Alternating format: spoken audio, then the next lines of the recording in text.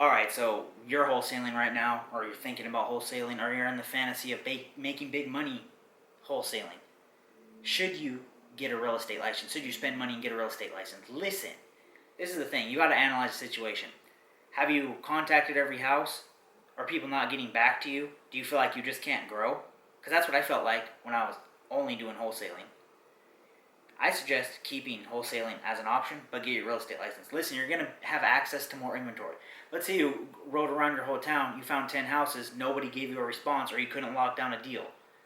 Well, maybe there isn't any other houses that you can wholesale. Maybe there is. Go ahead and try.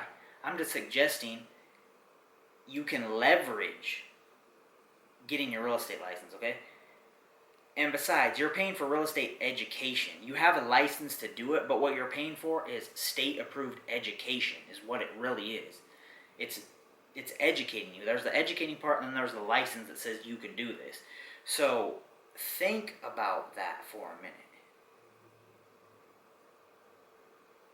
And then just make the decision.